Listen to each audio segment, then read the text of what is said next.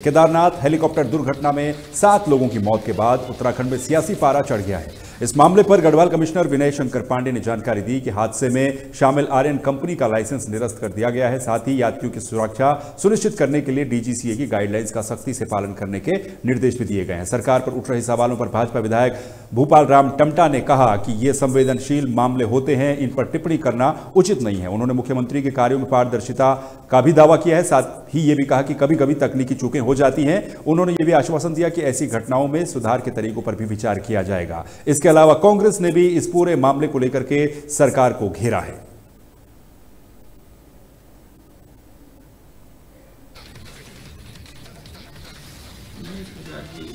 जब कोई इस प्रकार की घटनाएं घटती हैं तो ये बड़े संवेदनशील बिंदु होते हैं और इस प्रकार की टिप्पणी करना ये मैं कदापि उचित नहीं समझता हूँ। जहाँ तक माननीय मुख्यमंत्री जी की बात है, मैं समझता कि उन्होंने पूरी पारदर्शिता से इस कार्य को किया है। मानवीय चूक के साथ साथ इसमें कभी कभी तकनीकी चूकें होती हैं, पर ये कहना बिल्कुल सरासर उचित नहीं है।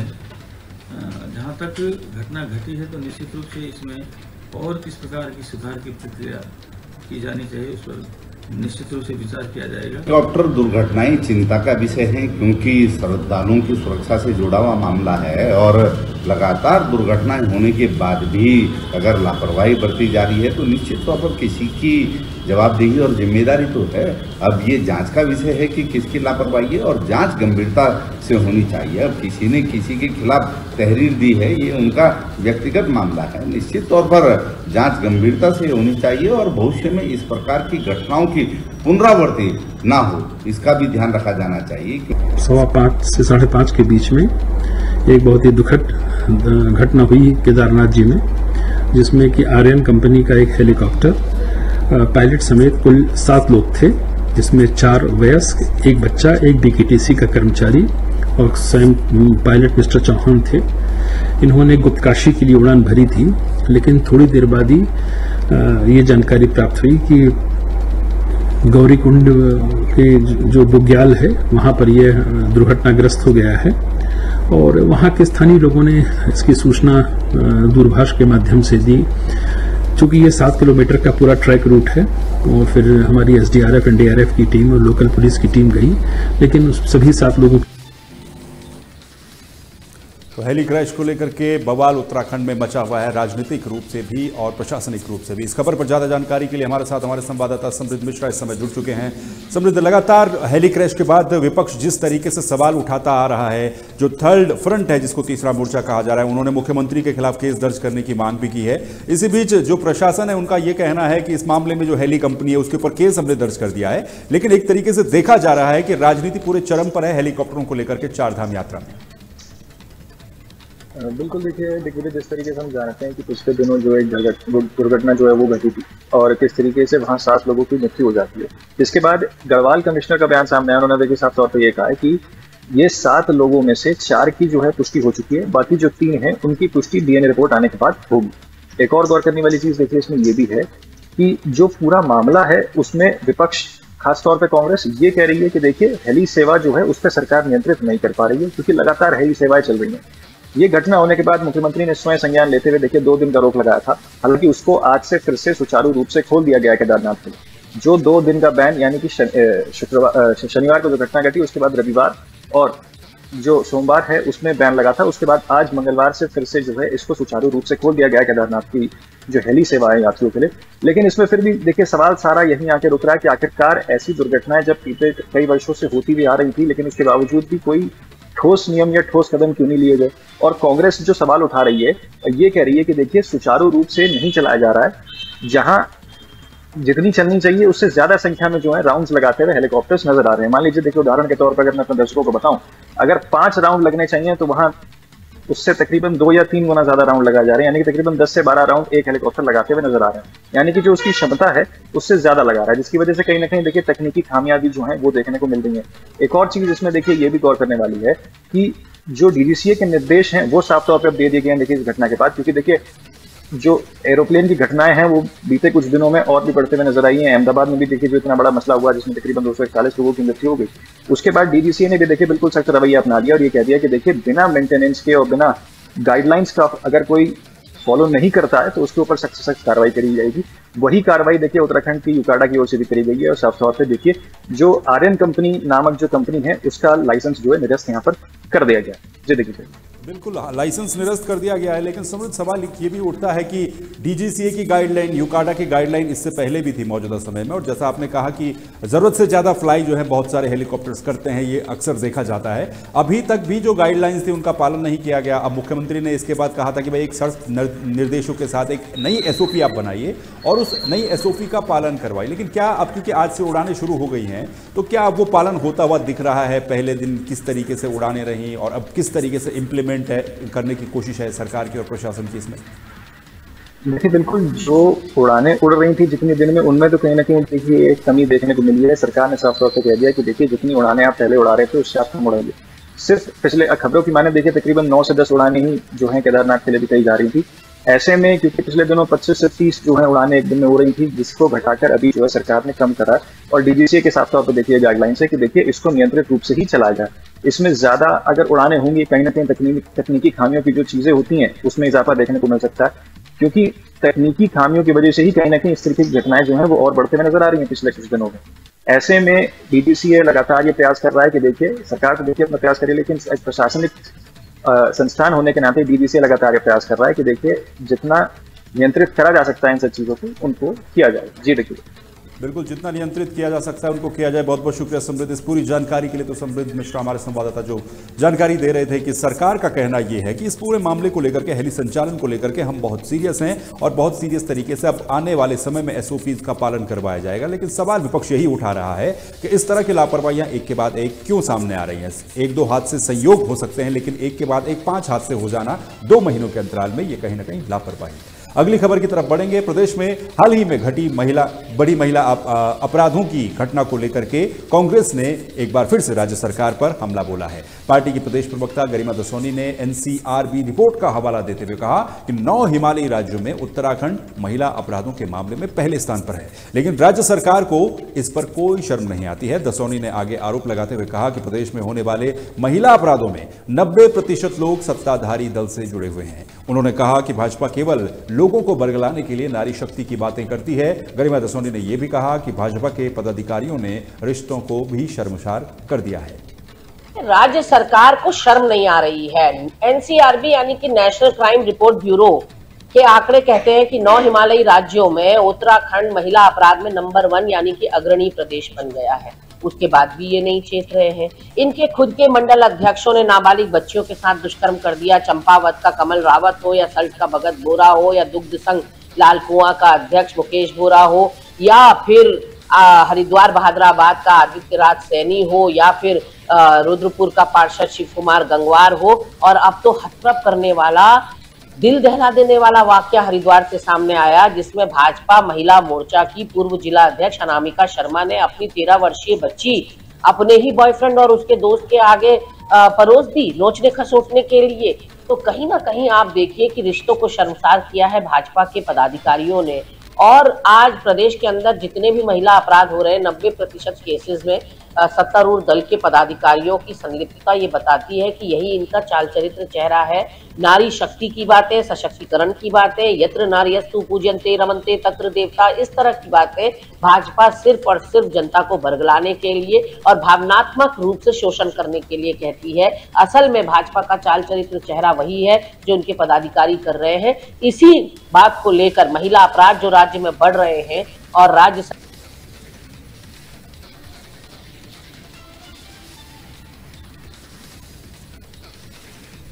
2027 के विधानसभा चुनाव के मद्देनजर समाजवादी पार्टी ने अपनी तैयारियां तेज कर दी हैं। जहां उत्तर प्रदेश में जिला अध्यक्षों को बदला जा रहा है, वहीं उत्तराखंड में भी इस महीने के मध्य तक नए प्रदेश अध्यक्ष की घोषणा होने की संभावना है। पार्टी के राज्य सचिव एसएन सचान ने बताया कि उत्तराखंड के नए प्रदेश अध्यक्ष के चयन को लेकर पार्टी प्रमुख अखिलेश यादव और राजेंद्र चौधरी के बीच कई दौर की बातचीत हो चुकी है। उन्होंने ये भी बताया कि प्रदेश में युवा संगठन भी सक्रिय रूप से काम कर रहा है। उत्तर प्रदेश और उत्तराखंड दोनों जगह यहाँ पर काम शुरू कर दिया जाए और उत्तराखंड की जो राज्य कार्यकारिणी है, प्रदेश अध्यक्ष की घोषणा इसी माह में हो जाएगी और इस पर जो हमारे प्रभारी माननीय राजेंद्र चौधरी जी हैं, माननीय राजेंद्र चौधरी जी और माननीय अखिलेश यादव जी के बीच में अभी वार्ता कई राउंड में हो चुकी है और बहुत ही जल्दी यहाँ पर प्रदेश अध्यक्ष की नियुक्ति हो जाएगी और हमारे जो युवा संगठन हैं वो ऑलरेडी यहाँ पर हैं, उनको भंग नहीं किया गया था, तो वो काम कर रहे हैं। आज एक हमारी मीटिंग गदरपुर में भी हो रही है। वहाँ गदरपुर में एक हमारे पार्टी के ही पदाधिकारी हैं जो वहाँ पर आज मीटिंग लोगों के साथ चर्चा कर रहे हैं। और उत्तर प्रदेश में तो माननीय राष्ट्रीय अध्यक्ष जी ने ये निर्देश दिया है कि जुलाई से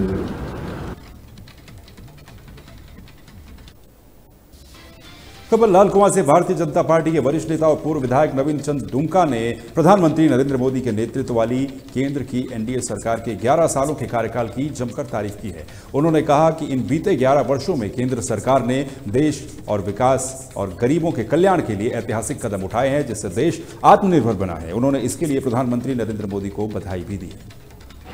माननीय नरेंद्र मोदी जी यशस्वी प्रधानमंत्री जी के 11 साल पूरे करने और एनडीए के 11 साल होने के अवसर पर इनको चुनने वाली, इनको समर्थन करने वाली, इनके पक्ष में माहौल बनाने वाली आम जनता, सभी मतदाताओं को धन्यवाद देता हूँ, बधाई देता हूँ और भविष्य के लिए शुभकामनाएं। इन 11 वर्षों को हम लोग संकल्प से सिद्धि तक कार्यक्रम के रूप में मना रहे हैं। कांग्रेस कुंठा और हताशा से ग्रस्त हो गई है। वह हमारे लिए क्या गलती है, उससे अधिक महत्वपूर्ण आज ये हो गया है कि वह अपने पार्टी के नेताओं, अपने संगठन, अपने कार्यकर्ताओं के लिए कितना मूल जरूर और उल्टा बोल रही है। अब जो वहाँ तहस-नहस करने पर तुली हुई हो वो हमारे लिए अच्छा बोलेगी, ऐसा मानने का कोई सवाल नहीं है। महिलाओं के नाम पर बहुत सारे सम्मान के कार्यक्रम, सम्मान के मानक और उनकी योजनाएं, ये हमारी सरकार की बड़ी उपलब्धि है। दूसरा विषय जो है, 2 विषय पर टीवी, सभी प्रकार के चैनल बहुत प्रचार प्रसार करते हैं राष्ट्रीय और अंतर्राष्ट्रीय मुद्दों पर, लेकिन एक बार विकास और विरासत को जोड़ने की जरूर कहूँगा। ऐसा प्रतीत होता है कि एक समय ये मान लिया गया था कि जितना 1947 के बाद का इतिहास है वही भारत का इतिहास है। पहली बार माननीय मोदी जी के नेतृत्व वाली सरकार ने भारत की विरासत को, भारत की संस्कृति को, भारत के जो मानबिंदु थे, भारत के जो महापुरुष थे, भारत की जो अलग अलग क्षेत्रों में, अलग अलग वर्गों में, अलग अलग भाषाओं में बटी हुई चल रही बोली, भाषा और संस्कृति थी, उसको प्रोत्साहित करने का काम किया। मंगलौर के मोहल्ला किला में एक मध्यम वर्गीय परिवार के मकान निर्माण को लेकर विवाद गहरा गया। पड़ोसियों की शिकायत पर किसान यूनियन तोमर के जिला अध्यक्ष ने हरिद्वार रुड़की विकास प्राधिकरण यानी कि HRDA में अवैध निर्माण की शिकायत की। इसके जवाब में मकान मालिक, जिसका नाम गुलजार बताया जा रहा है, वो भी विकास प्राधिकरण पहुंचा। उन्होंने अपने कागजात दिखाते हुए निर्माण को वैध बताया और आरोप लगाया कि कुछ लोग किसान यूनियन की आड़ में गरीब लोगों का शोषण कर रहे हैं। उन्होंने कहा कि वे इस मामले में किसान यूनियन क्रांति के पदाधिकारियों से शिकायत करेंगे। HRDA कार्यालय रुड़की के द्वारा मनमानी किए जाने के संबंध में हमने अपना प्रत्यारोप किया था शनिवार को। विषय वस्तु क्या थी?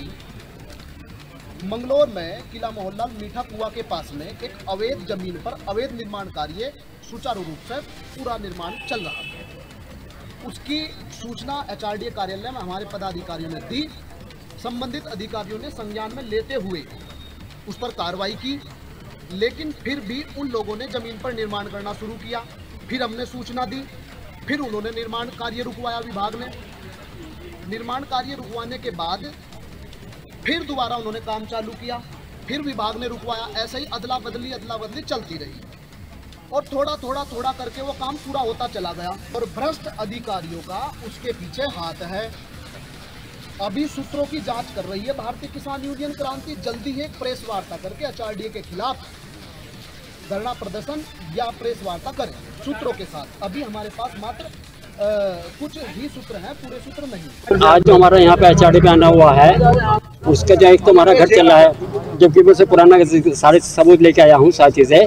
तो इन्होंने जो है कुछ लोगों ने HRD वालों पे इल्ज़ाम लगाए हैं, जबकि सर बेबुनियाद है। HRD वाले बिल्कुल निष्पक्ष जांच कर रहे हैं और जो हमारे सबूत सारे में दिखा रखे हैं। इसका घर का नक्शा भी है, प्रधानमंत्री आवास योजना बनना है ये, लेकिन उसके ऊपर इल्ज़ाम लगा रहे हैं। मैं चाहता हूँ सबसे पहले शागिर और भी है कुछ में, जो कौन सी पार्टी है वो भारतीय किसान क्रांति, उसमें कुछ लोग ऐसे हैं जो उनके खिलाफ सख्त से सख्त कार्रवाई चाहिए। बड़े अफसरों को बदनाम कर रहे हैं वो, जबकि ऐसा नहीं है। HRD वाले बिल्कुल निष्पक्ष जांच कर रहे हैं। मैं जबकि हम दोनों भाई गरीब आदमी मजदूर से अपना पेट पाल रहे हैं। रुड़की के बेरडी स्थित एक नशा मुक्ति केंद्र में करौंदी गांव के एक व्यक्ति की संदिग्ध परिस्थितियों में हुई मौत के बाद भगवानपुर विधायक ममता राकेश रुड़की सिविल लाइन कोतवाली पहुंची। उन्होंने कोतवाल मणिकांत मिश्रा से मुलाकात कर मामले की निष्पक्ष जांच करने की मांग की है। करौंदी गांव से कश्यप समाज का बॉबी नाम का युवक उनके परिजनों द्वारा नशा मुक्ति केंद्र बेरडी भेजा गया था 10 तारीख को, और उसकी संदिग्ध परिस्थितियों में मृत्यु हो गई। और घर वालों को सूचना दी गई 10 तारीख को, मतलब 9 की रात को इन्हें सूचना दी कि आपके बच्चे की तबीयत ज़्यादा खराब है। जबकि सच्चाई यही है, जो गांव वाले मौके पर पहुंचे, इनके परिजन पहुंचे, कि उस लड़के के साथ मारपीट की हुई थी। बहुत ज़्यादा शरीर पर चोट के निशान थे, गले पर भी कपड़े के रस्सी के निशान थे, और जिनकी वजह से उनकी मृत्यु तो उनकी नशा मुक्ति केंद्र में ही हो गई थी। उसके बाद उसे जोली ग्रांट ले जाया गया, जहां उसे प्रोडेड घोषित कर दिया गया। अहमदाबाद में हुए विमान दुर्घटना को लेकर के एक प्रेस कॉन्फ्रेंस के दौरान पत्रकारों के द्वारा सवाल पूछे जाने पर भाजपा के प्रदेश प्रभारी दुष्यंत गौतम द्वारा अभद्रता किए जाने के विरोध में कांग्रेस ने चंद्रशेखर चौक पर भाजपा का पुतला फूंका। कांग्रेस महानगर अध्यक्ष राजेंद्र चौधरी के नेतृत्व में कांग्रेस नेताओं ने जबरदस्त नारेबाजी करते हुए आरोप लगाया कि भाजपा नेताओं के द्वारा समय समय पर पत्रकारों से अभद्रता की जाती है, जो कि लोकतंत्र के चौथे स्तंभ यानी कि मीडिया के साथ गलत व्यवहार है। कांग्रेस ने इस कृत्य का कड़ा विरोध किया है। रुड़की में पिछले दिनों दुष्यंत गौतम, जो हमारे भाजपा के प्रभारी हैं या सह प्रभारी मुझे मालूम नहीं, वो रुड़की आए थे और उनसे रुड़की के एक जिम्मेदार पत्रकार ने अहमदाबाद की और केदारनाथ की जो हेलीकॉप्टर दुर्घटना हुई उनके बारे में सवाल जवाब किया। तो सवाल का जवाब देने के बजाय उन्होंने पत्रकार के साथ अभद्रता की और पत्रकार को कहा कि आप वो चलाइए हेलीकॉप्टर जो गिरता ना हो, जिसमें ना मरने की गारंटी हो। अरे जिम्मेदारी आपकी है, सरकार में आप जो सिविल एविएशन के बाईलॉज हैं उसमें सुबह 6 बजे से शाम के 5:30 बजे या 6 बजे के बीच में ही उड़ान भरी जा सकती है। और ये जो हेलीकॉप्टर है जो उत्तराखंड में क्रैश हुआ, ये 5:21 पर हो गया। तो जिम्मेदार कौन है, पत्रकार है या आप है या भाजपा की सरकार है? और उन्होंने कांग्रेस पर उंगली उठाई। मैं उन्हें कहना चाहता हूं, जिस कंपनी ने कोरोना की वैक्सीन बनाई उससे 550 करोड़ रुपए इलेक्ट्रॉल बॉन्ड के माध्यम से जो धन लिया है वो आपने रिश्वत है या नहीं, बताएं दुष्यंत गौतम। देखिए, दुष्यंत गौतम जो है प्रभारी भी हैं यहाँ पे भाजपा के उत्तराखंड के अंदर, और उन्हें शायद उनके दिमाग पे सदमा लग गया है। सदमा क्यों लग गया है? क्योंकि वो अभी दिल्ली में जो है विधानसभा हारे हैं, आप लोगों को पता ही होगा इस बात का। शायद वो सदमा इतना जबरदस्त लग गया, उन्हें समझ में नहीं आ रहा है कि पत्रकार बंधु जो हमारे हैं वो क्या सवाल कर रहे हैं, उस पर क्या जवाब बनना चाहिए। अरे इतनी बड़ी त्रासदी होगी, अगर एक अंकुर भी जमीन में फूटता है तो वो भाजपा सरकार और मोदी सरकार की वाहवाही करने से बाज नहीं आते। आप ये देखिए, तीनों सेनाओं ने जो पराक्रम दिखाया, पाकिस्तान को धकेलने का जो काम करा तीनों सेनाओं ने, उसका पूरे श्रेय भाजपा सरकार और मोदी सरकार लेने के लिए उतर गई। रुड़की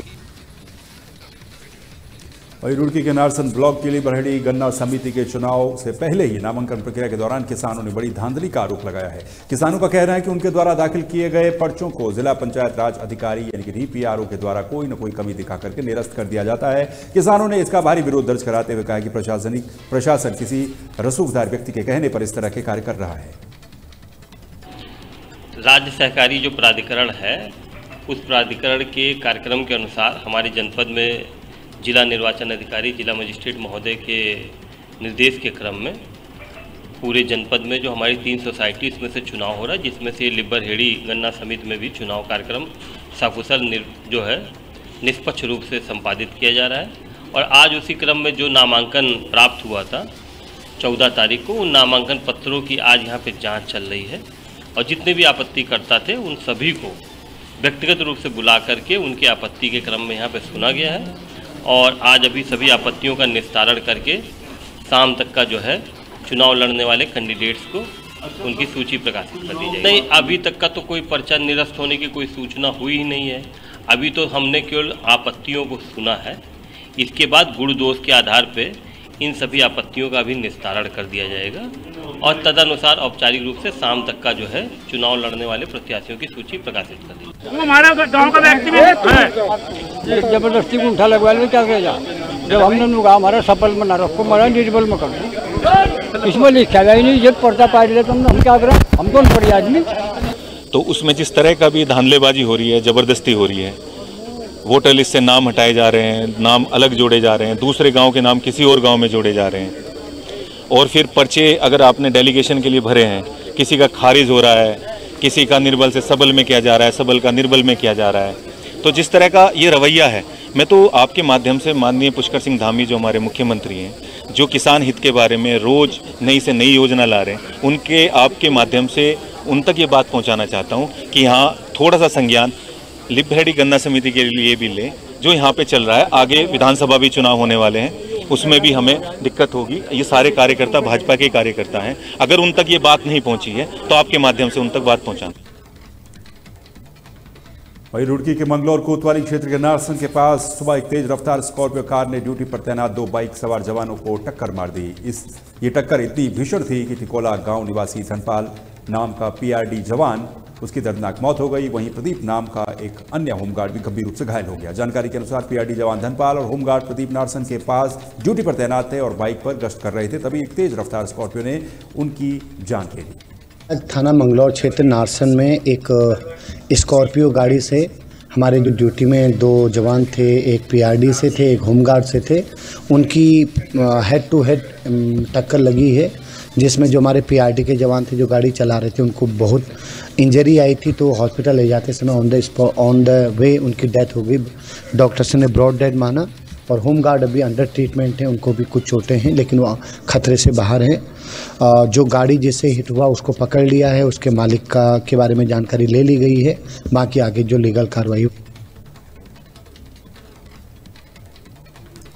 भगवानपुर ब्लॉक सभागार में आयोजित तहसील दिवस में ग्रामीणों ने भ्रष्टाचार के गंभीर आरोप लगाए। कुल 28 शिकायतें दर्ज की गई, जिनमें से एसडीएम भगवानपुर ने मौके पर ही 7 का समाधान किया। शिकायतों में बिजली, पानी, स्वास्थ्य, रोड, ग्राम समाज की भूमि पर कब्जे के साथ साथ अधिकारियों पर भ्रष्टाचार के आरोपी शामिल थे। खास बात यह रही कि राजस्व विभाग को छोड़कर सभी विभागों के अधिकारी तहसील दिवस से नदारद मिले। एसडीएम प्रेमलाल ने इस संबंध में नाराजगी व्यक्त करते हुए कहा कि विभागों की ये लापरवाही बर्दाश्त नहीं की जाएगी। तहसील दिवस में कुल मिलाकर 28 शिकायतें प्राप्त हुई हैं और 7 शिकायतों का मौके पर ही, क्योंकि कुछ शिकायतें ऐसी थी जो कि कोर्ट से रिलेटेड हैं, कुछ शिकायतें पेंशन की थी जो कि यहीं पर जो है उनका निस्तारण किया गया और 21 शिकायतें जिस विभाग की थी वो उनको भेज दिया गया है और अधिकतर शिकायतें लैंड प्रॉब्लम से रिलेटेड हैं जो कि हमारे ग्रामीण क्षेत्र की हैं और उसको नाली की हैं, पानी की समस्या, पानी को लेकर की है। तो वो हमारे जो तहसील स्तरीय अधिकारी हैं और हमारे तहसील के कानून को नैपचलदार हैं उनको निर्देशित किया गया है कि समय पर लोगों की शिकायतों का निस्तारण करें। है यूनियन बैंक में 2 साल पहले मेरा अकाउंट हैक हुआ था, पैसे कटे थे 22 से 22.5 हज़ार रुपये। अब मैं सऊदी में था, 2 साल पहले भाई को कॉल करके ये अकाउंट बंद कराया था। अब मैं सऊदी से वापसी आया हूँ तो मुझे रीओपन कराना है। रीओपन कराने के लिए मुझे 3 दिन हो गए बैंक के चक्कर काटते हुए। बैंक में ना तो अधिकारी है और ना सही से काम हो रहा है, इसलिए हम अपनी शिकायत लेके अधिकारी के पास आए थे, यहाँ पे एसडीएम के पास में। आश्वासन मिला कुछ? अब इन्होंने आश्वासन तो दिया, इनको हमने अपनी एप्लीकेशन भी लिख के दी है। अब देख हल्द्वानी में रसिया नाले पर वर्षों से बसे लोगों को नगर निगम के द्वारा घर खाली कराने का नोटिस भेजे जाने के बाद मंगलवार को कांग्रेस नेता ललित जोशी के नेतृत्व में स्थानीय निवासियों ने उप जिलाधिकारी कार्यालय पहुंचकर जोरदार प्रदर्शन किया और ज्ञापन सौंपा।